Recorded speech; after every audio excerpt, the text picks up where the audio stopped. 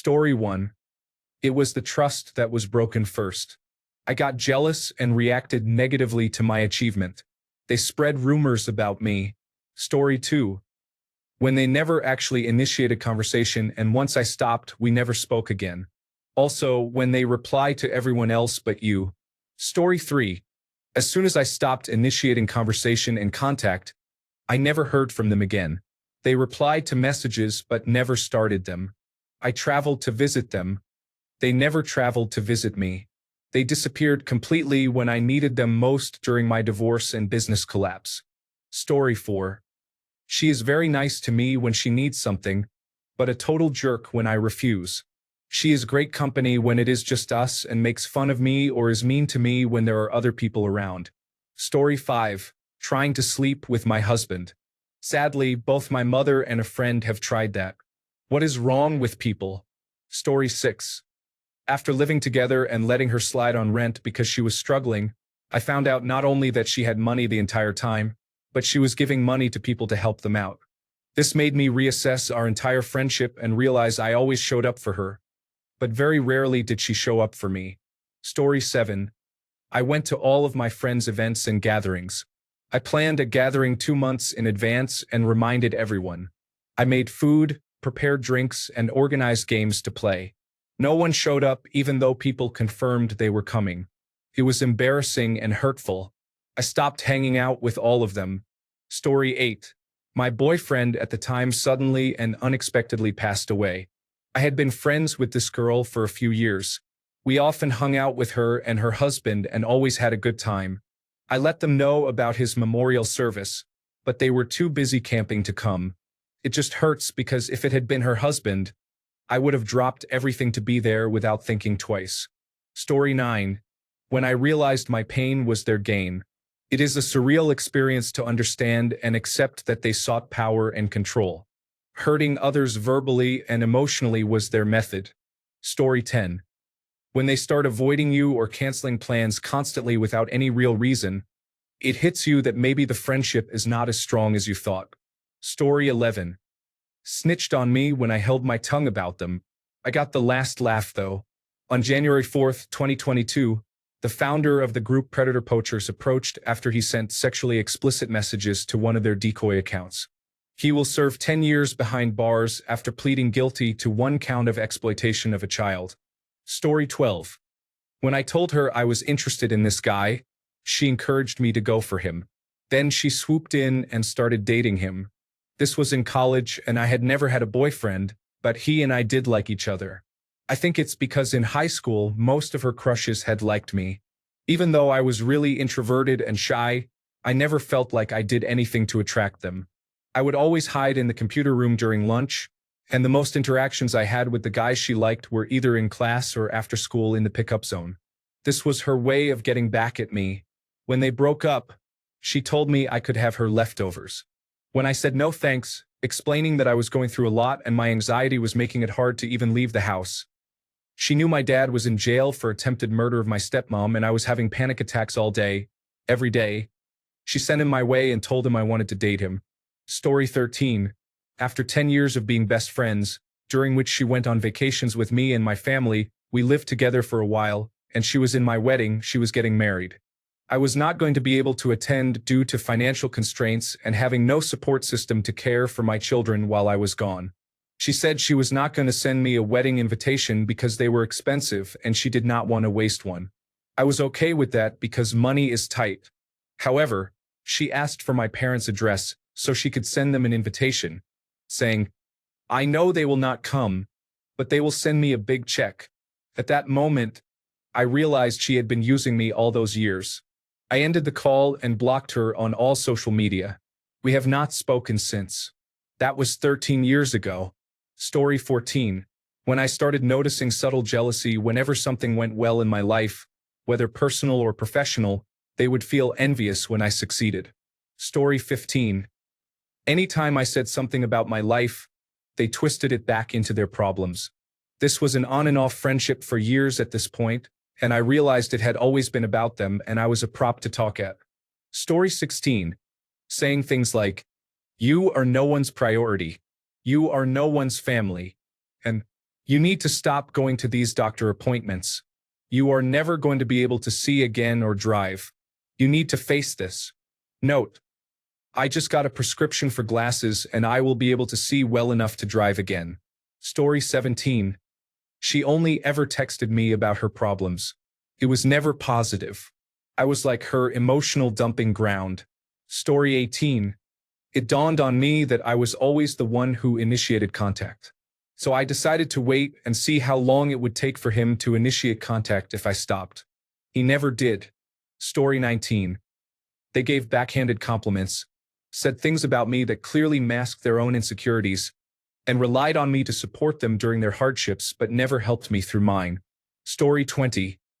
I considered her my best friend. I am autistic and struggle with reading social situations. She always had plans and went on trips with a group of friends, and I was never invited. It took me a long time to realize that while I considered her my best friend, I was not her best friend. It hurt deeply. Now I do not even bother trying to make friends with anyone. Story 21. If they needed anything, whether it is money, time, support, food, advice, or help, literally anything you can imagine, I would be there in a heartbeat and drop everything to help. Always supportive, always putting in the work. I had one time in over 20 years of friendship when I genuinely needed someone. I had never asked for help before. The one and only time I truly needed support and reached out, I was dismissed instantly as if I were nothing because it was inconvenient once I was no longer useful. Story 22. When they left their girlfriend and 2 children under 5 and moved 3 states away without informing any of his friends because he could not handle it. What a terrible person. Story 23. She invited me to a party. When I arrived, I looked for her for an hour, texted her multiple times, and did not hear from her. I went back home, and the next day I received a message from her saying, "Sorry, I forgot you were coming." After that, the 20-year friendship was over. Story 24. 2 different friends told me I was no fun during the 2 years my mother suffered through terminal cancer, and then that I should get over it not even 6 months after she died. Story 25. I organized an impromptu engagement party for her with our small group of friends. As we were cutting the cake and pouring champagne, she loudly informed me that I could also get engaged if only I would close my legs. She later played the victim, claiming that she was loopy on cold and sinus medication when she said it. Apparently, I was unforgiving and cold for not wanting to be friends with her afterward. Story 26. They tried to subtly belittle me. Being someone who needs things spelled out, I realized it too late. I organized a dinner for my friends and family, cooked a hearty meal, and beautifully laid the table. I worked on it for weeks, even on the first day of my period and coming off a rough couple of years. A few days later, she sent me a text full of accusations. She was having fun, by the way, and even posted pictures on her Instagram. I am sad to lose her, but her behavior and attitude irked me to no end. Story 27. I decided to stop always initiating contact because I noticed it was always me doing it. The thing that stood out is that I had a medical procedure recently. They knew I was worried about it and never contacted me afterward. Turns out I actually have 0 friends. It is better to know the truth, though. Story 28. We were best friends in high school. We moved in together a few years after I graduated because she was struggling with her mental health. I wanted to help her. A couple of years into living together, she put a box in my room full of my stuff I had accidentally left in her room. In the box was a book I didn't recognize. I opened it and saw my name handwritten all over it. I read a little. It was a homophobic rant about me and that she hated me.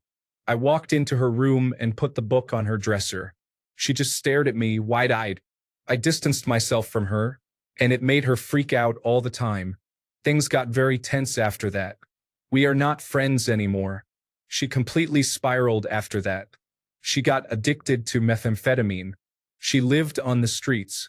Her boyfriend tried selling her to a drug cartel member. I only know this because we check in every few years. Story 29. 3 days after my wedding, one of the bridesmaids was upset because I was in a medical boot from nearly breaking my foot at my reception and couldn't drive her to work. I found out less than a month later that my great aunt was terminally ill and said I was going to be traveling a lot since time was very short, so I couldn't commit to driving her to work. By the time my great aunt reached her last birthday 2 months later and entered hospice care the same week, I had only been friends with them to have bridesmaids, and I was acting like visiting her would save her. That did not seem like something a real friend would say or do. Story 30. She wanted me to turn down my dream job that would change the entire game for my children and me because it would mean we would not live near each other anymore. Then she slipped and said I would not be able to watch her children either if I took the job. Story 31. Friend 1 called me ugly because I was getting more attention from the girls than he was. Friend 2 blew off my wedding with no warning and did not respond to any texts. Friend 3 took $100 worth of my property to another province without telling me. Friend 4 helped Friend 3. To name a few. Story 32. They only responded to messages when they wanted something. Sorry, I am not a bank, taxi service, or babysitter. Story 33. When they only need you as a backup if someone closest to them is not there at the moment, they will treat you as an option. Story 34. When the third person told me that he was not my friend and spoke negatively about me, or when he borrowed $10,000 from me and never paid a penny back, or when he tried to recruit my own friends to ruin my wedding, and then demanded that I drive him to the airport at midnight on my wedding night, which was the last straw. I am very disappointed, David. Story 35. I had a friend whom I had not seen in years. She was in town and wanted to see me and meet my baby, but she did not have much flexibility with her travel schedule. We set a day and time, but she ended up canceling to get her hair done. Story 36. She used me as a scapegoat with her boyfriend often, lying to him about her whereabouts and where money was going, and let him speak poorly about me behind my back. She would tell me what she had lied to him about and the cruel things he said about me afterward, as if it were funny to her. Story 37. There is an idea of self-energy in the therapy modality I am working with. The qualities include compassion, creativity, curiosity, confidence, courage, calm, connectedness, clarity, presence, persistence, perspective, playfulness, and patience. We will not have access to all of these traits all of the time, as it is more of a spectrum. However, it dawned on me that I did not feel any of these qualities when I was around her. Story 38. When they tried to force help on me that I did not want, need, or ask for, and when I politely declined, they told our boss that I was creating division in the workplace. It turned out they did not care about me. They just wanted to play the hero and got upset when I denied them the opportunity. To be honest, there were warning signs before then that I missed. Every time my partner went away for work, which he did often, they would repeat the same stories about people they knew whose husbands had similar jobs to my husband, and they all cheated on their wives. Why would you try to make someone feel insecure like that, especially someone you are supposed to be friends with? I cannot believe it took me that long to see it. Story 39. Many things, definitely downplaying my achievements, yelling at me. When I liked a guy, mind you, I did not even date or talk to him, and he showed interest back, she started to belittle me. She told me that nobody would ever love me because I am ugly, and said a bunch of other hurtful things. She bullied me for the rest of the year. That is when I realized it. Story 40. When something good happened to me, I shared it with her as much as possible. When something good happened to her, I had to hear about it on her Instagram story. She did not even tell me when good things happened to her, let alone share any of it. Story 41. Somehow, I snuck lingerie into my friend's house at a party in front of many people. I planted it in his dresser drawer in his bedroom, even though I had never stepped foot in there. I knew his girlfriend was going to randomly open that exact drawer later that night. She accused him of cheating, and he accused me of planting the lingerie. It was surreal. To this day, I still have no idea how or why he came to this conclusion. That was the last day we were ever friends. Story 42. Showing up at our house without texting or calling first, constantly changing their phone number without informing us. Story 43.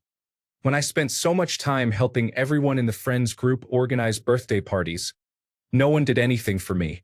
Story 44. They made subtle criticisms of my accomplishments.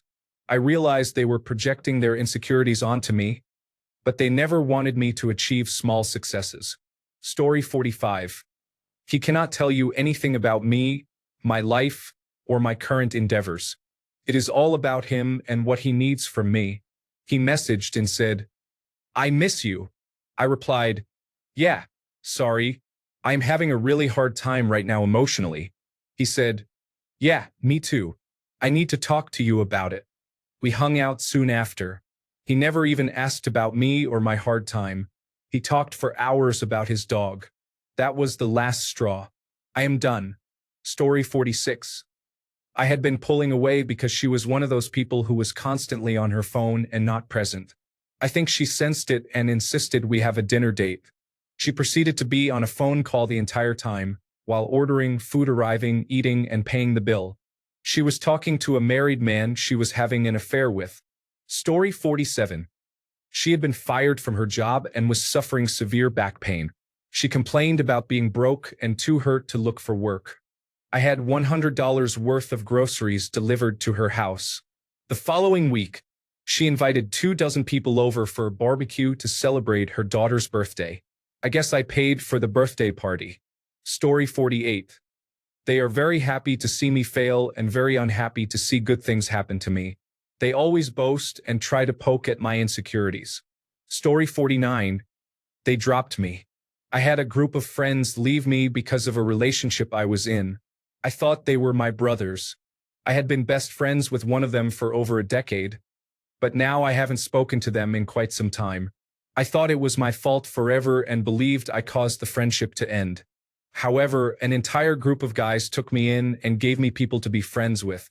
Those men who were there for me when everyone else left are the ones I now consider my friends. I now understand the difference between a friend and a real friend. Story 50. When I helped her move 3 times, and every time I needed her help, she was always busy. Then, when she did offer to help, she changed her mind and decided to help someone else who did not even ask for help. Story 51. They stopped making time for me.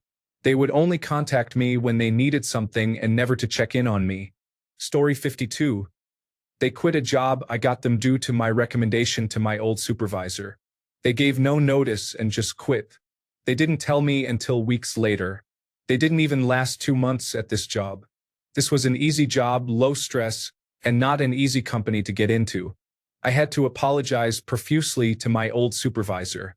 Their only reason for leaving was that they decided, within a couple of months, to move out of state.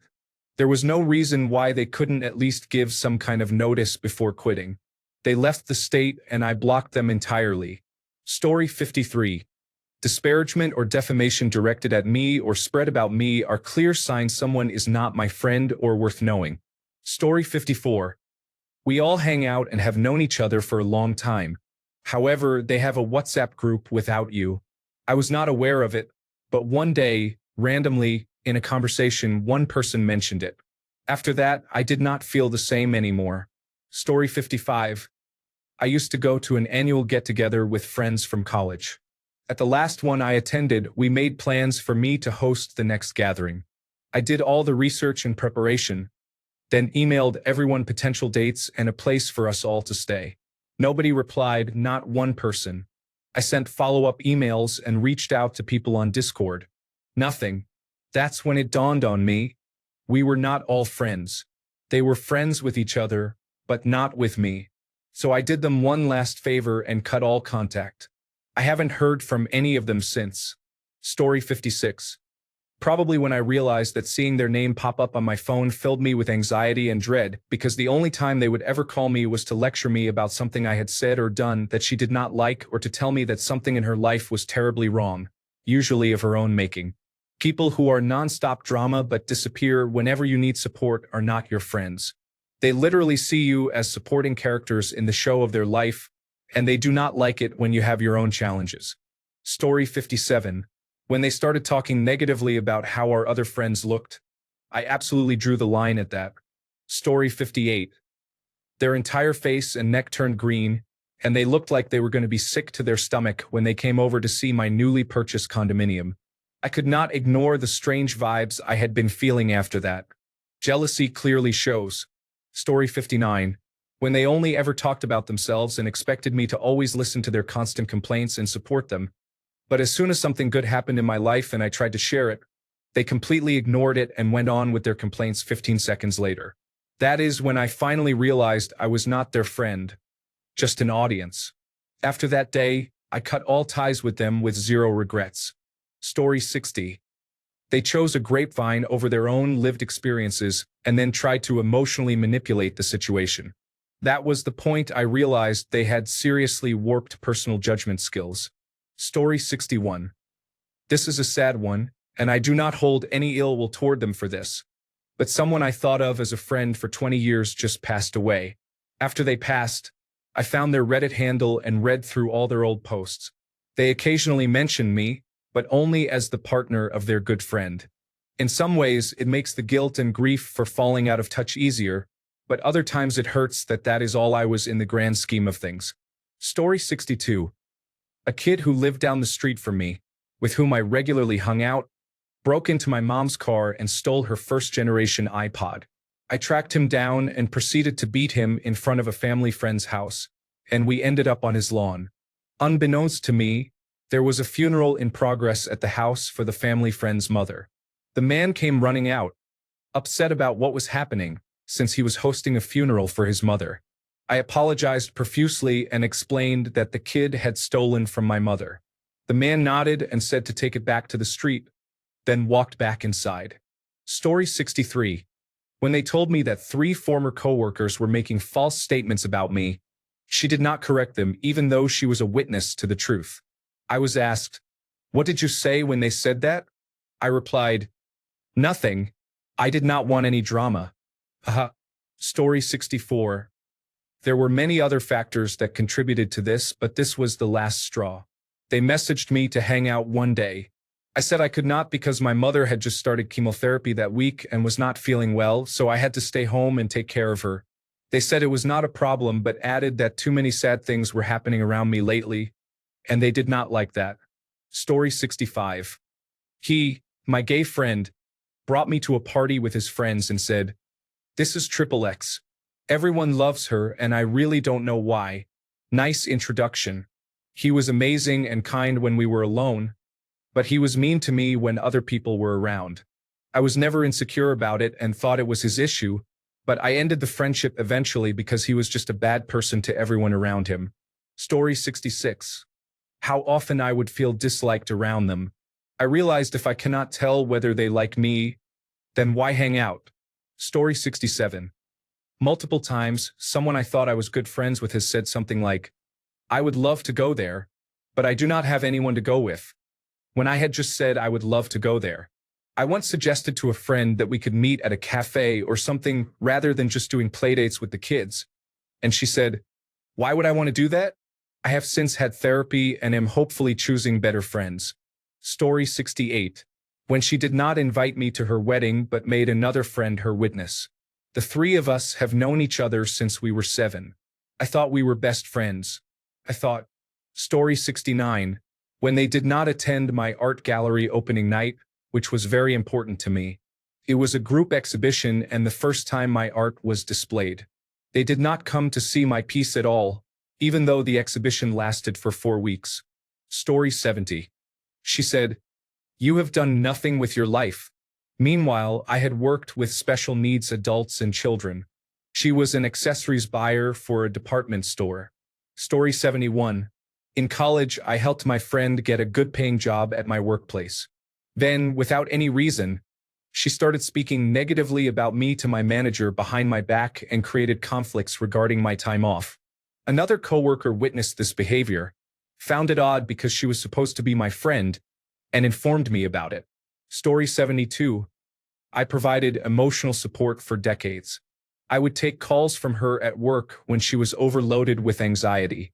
I always drove 4 hours to visit. We talked constantly about family dynamics, but she became bored when I talked about my children. When I was struggling with mental health issues, she grew tired of my need to process and told me I talked too much. I realized that I gave a lot more than she did, and when I stopped, the relationship pretty much ended. It is obviously more complicated than this post, and I am still a little heartbroken over it. We were friends for 40 years until the last one. Story 73. She was only nice to me when we hung out one-on-one. Anytime we were in a group with other women, she tried to make me the butt of all jokes, belittle me, and gang up on me. Goodbye. Story 74. I had a friend in high school who, whenever we talked to girls and he noticed I got more attention than he did, would crack a joke or bring up some wild, untrue thing about me to make me look bad.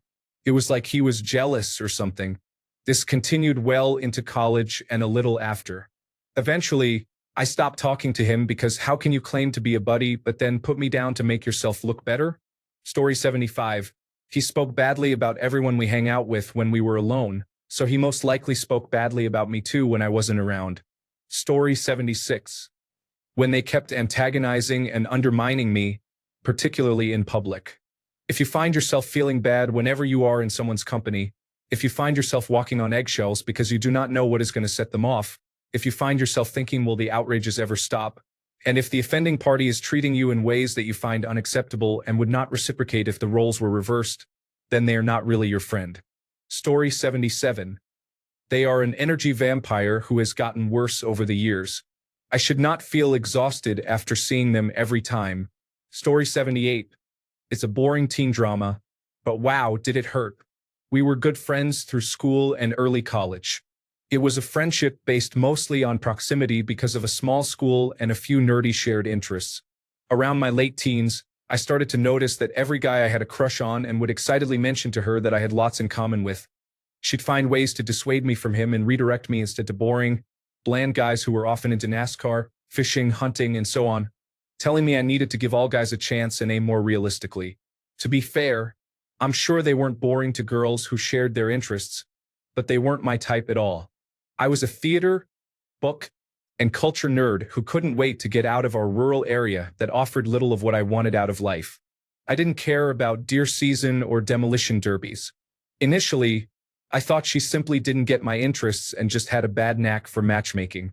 But she and I had very similar interests and tastes in men and life goals, and it didn't take me long to realize that every time I mentioned a guy I had my eye on, she'd throw herself at him whenever we ran into him, whether by design or coincidence.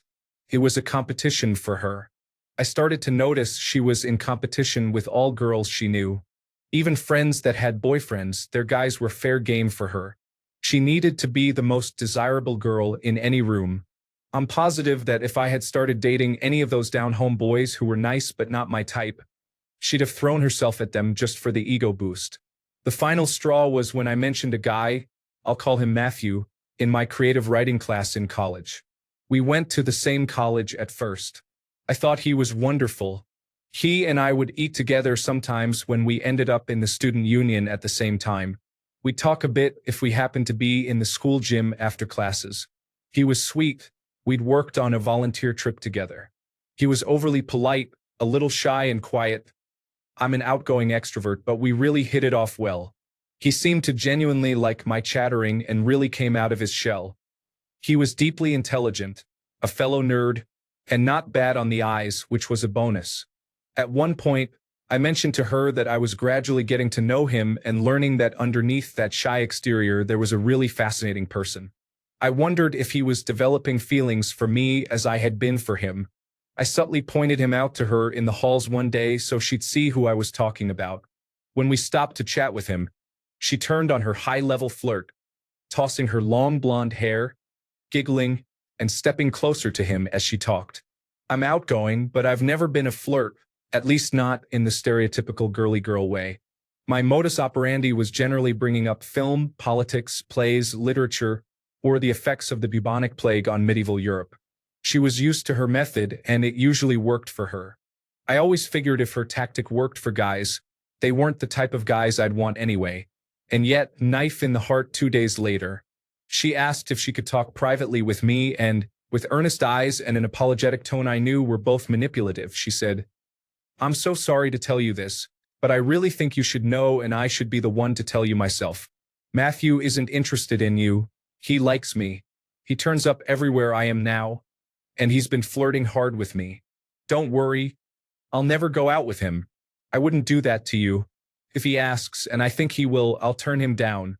But I just didn't want you to be wasting your efforts if he prefers me to you. I don't know how she thought I would believe that, but it was near the end of the semester, and we both went our separate ways. I was happy not to have her in my life anymore.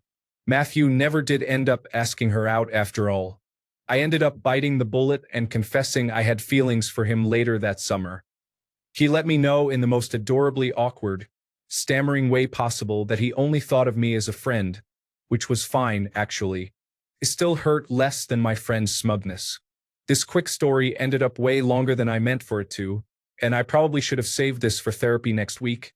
But more than 20 years on, here's what I know. 1. I ultimately got out of that town, and she didn't. I was fine with that friendship quickly fading. My life may not be as glamorous as I dreamed, but I'm happy and adjacent to a big city with lots of access to arts and culture I pined for growing up. I married a great guy I met a few years after college who was perfect for me. After some major online research a few years ago, I tracked Matthew down, and it turns out he doesn't even like girls, so my ego weirdly feels a little less bruised. Story 79. I had told him something in confidence, explicitly asking him not to tell anyone.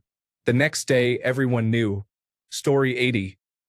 They canceled on me a lot and always told me that someone else was joining our hangout when we had planned just the two of us, without asking if it was okay. Story 81. When she talked negatively about other people's children and their parenting, I knew she definitely did the same about my child and parenting. Turns out she did this for years. Story 82. When I kept trying to make plans together, I was told they were very busy at work. The next day, I had to hear all about the huge alcohol and drug-infused event she had with her boyfriend's friends. After a year or so, I realized I could not be friends with people who start all their sentences with, "I got so wasted last night," when I am in my 30s. Story 83. I would need to write a list of the number of times I learned the same lesson in different ways. The last one was a man who kept asking to borrow money repeatedly, promising to pay me back. Sometimes he did, but most of the time he did not.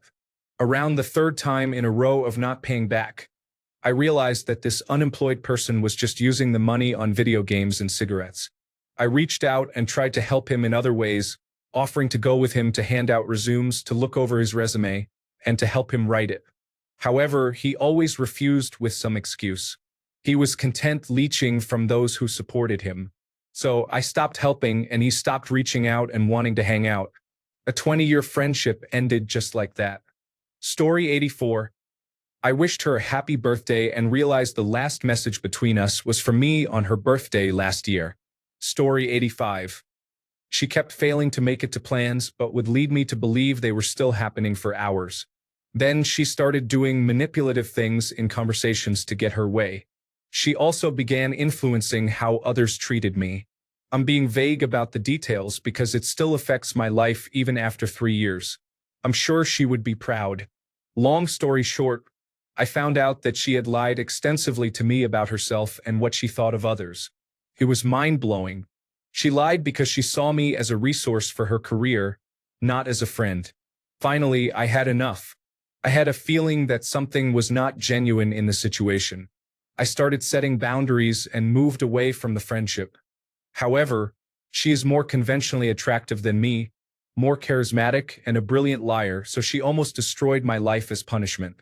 It has been a long road to pick up the pieces. Story 86. She insulted me in front of her other friends. I shut her out. She kept contacting me after I began succeeding. She started texting me out of curiosity to know what I had been up to once I started posting on my social media. Story 87. I only heard from them when they wanted to brag about the newest thing in their life, such as a partner, job, or car. Story 88.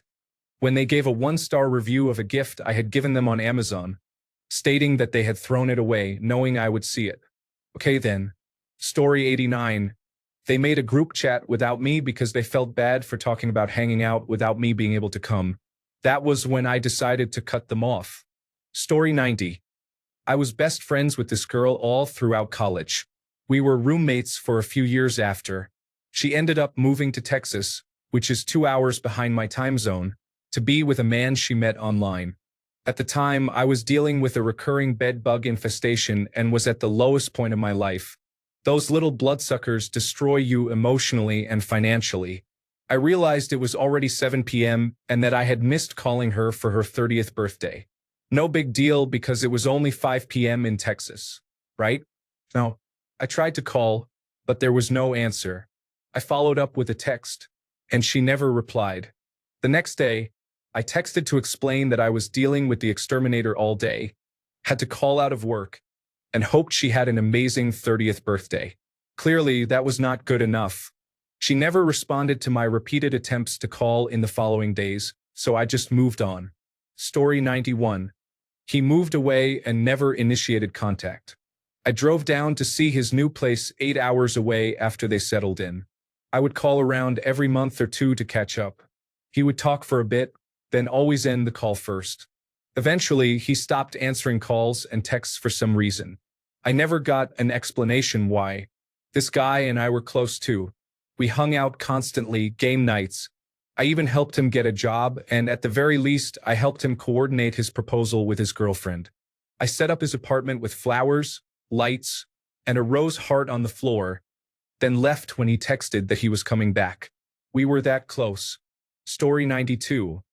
When we were drinking with work friends, one of them said she was glad to have met me. She made a face and spent the rest of the evening telling everyone I am a terrible friend, spilling all my secrets, and that she is not glad she met me. She was blackout drunk, but still, I cut her off the next day.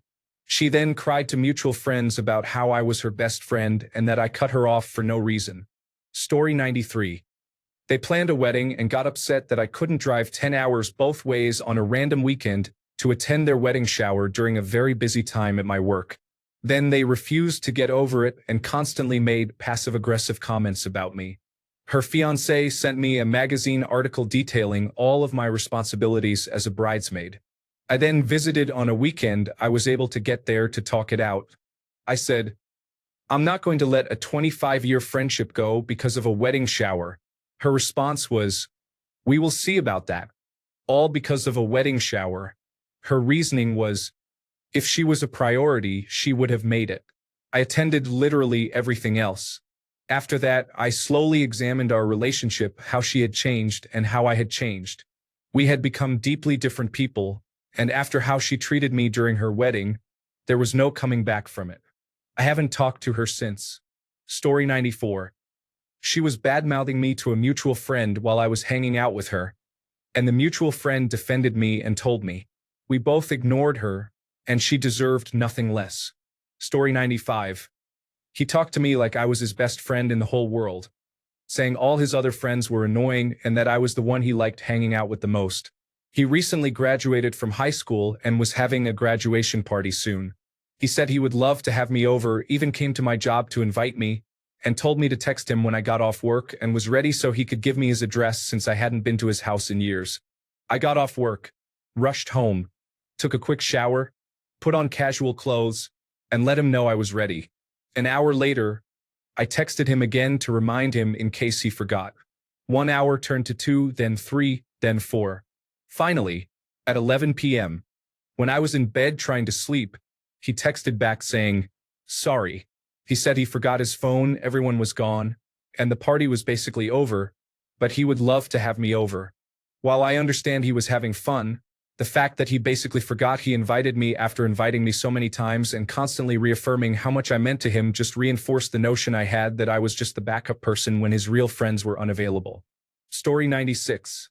In college, I was up for a $500 scholarship for being a student employee with a good grade point average. I needed 3 signatures from fellow student workers. Everyone was happy for me, and I asked someone I thought was a friend.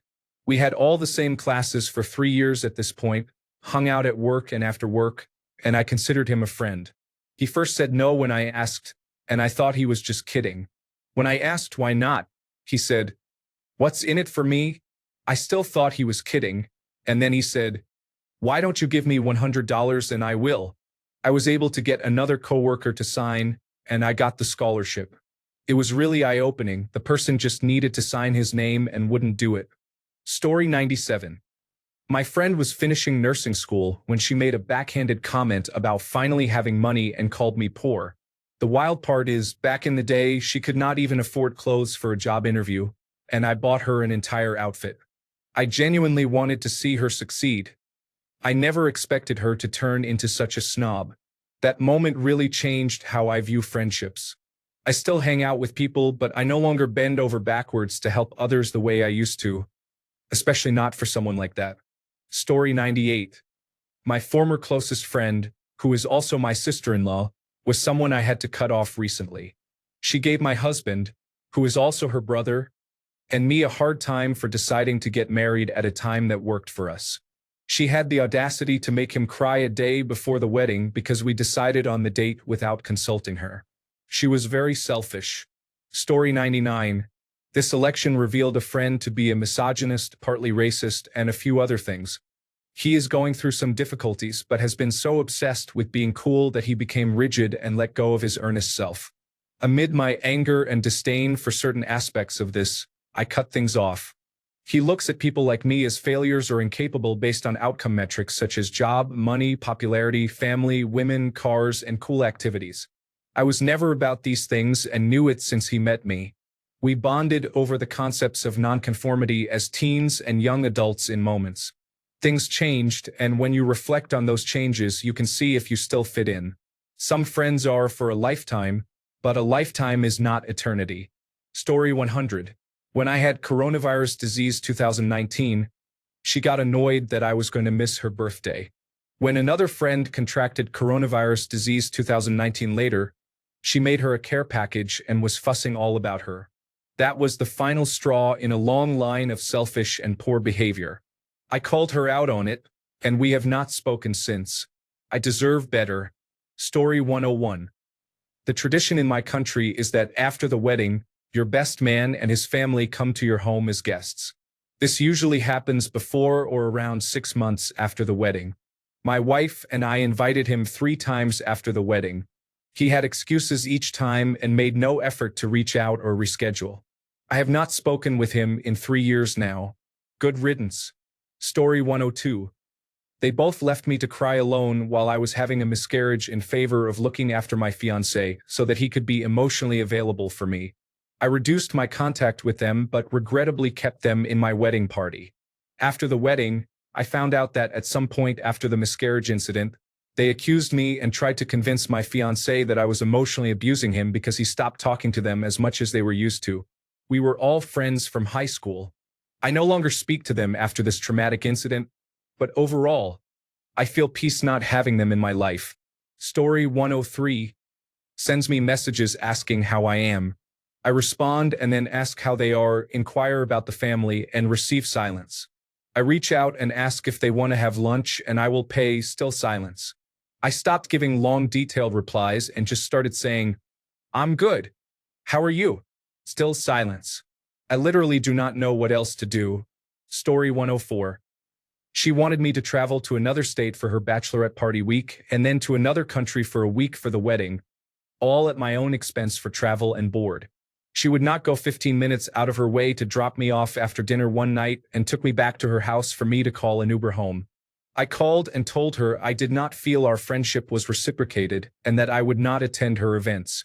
She hung up on me, and we have not spoken since. Story 105.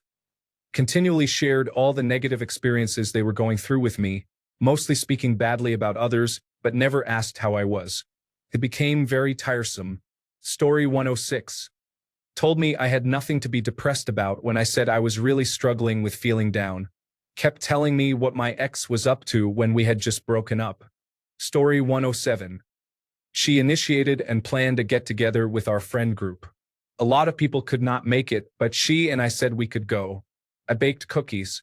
She did not show up. She forgot about it and had decided to move out of her apartment to get over her ex-boyfriend she broke up with 6 months ago. It would be fine, but it was not the first time she was a no-show, and I knew she had been having a tough time.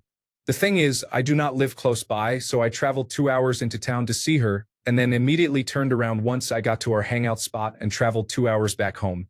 On the way home, I found out that she was not physically moving out. She had just made the decision and told the landlord. She did not really care that she left me there and just kept going on about how free she feels now. I left her on read and have no intention of responding to her anymore. regardless of how it might impact my group of friends. Some people are just users and take whatever they want from others. She is one of those. I am a giving person, so I did not hold it against her until she showed me she does not respect me or my time. I am just so tired of letting people be inconsiderate. Story 108. The night before my surgery, she sent me several photos of botched surgeries, the same procedure as mine, and laughed at them. She also constantly spoke poorly about friends in her circle. I can only imagine she was doing the same about me. Story 109. I realized they only listened when it was gossip, never when it was pain. That is when I stopped talking. Story 110. Two different friends. 1. My supposed best friend during elementary school lived just up the street. We both took the bus to and from school together. My siblings and I had severe bullying issues from some other kids in the neighborhood who rode the bus with us. My parents found out there was another bus we could take, with a bus stop a slightly longer walk from our house. We started taking that bus to avoid the bullies. I told my friend that we were taking the new bus and would no longer ride the old bus, but she went ahead and told some of the bullies who were not bullying her. The bullies started walking over to take the new bus with us. Thanks, Terry, for the trust issues. We moved away the following year, and I never kept in touch with her afterward. 2. Much later, in college, I had a friend who told me, after I emerged from a rough patch during a difficult relationship, I like you better when you're depressed. Story 111. I had a friend who used to belittle me behind my back and spoil my name in my neighborhood. I had no idea what his problem was with me. Story 112. We were best friends our entire lives, and I slowly started to realize she only reached out when she needed something. Then she told me after practically everyone else in our lives that she was pregnant, and I realized I needed to move on. It has been about 3 years, and my life has much improved. She also dated everyone I expressed interest in. Story 113.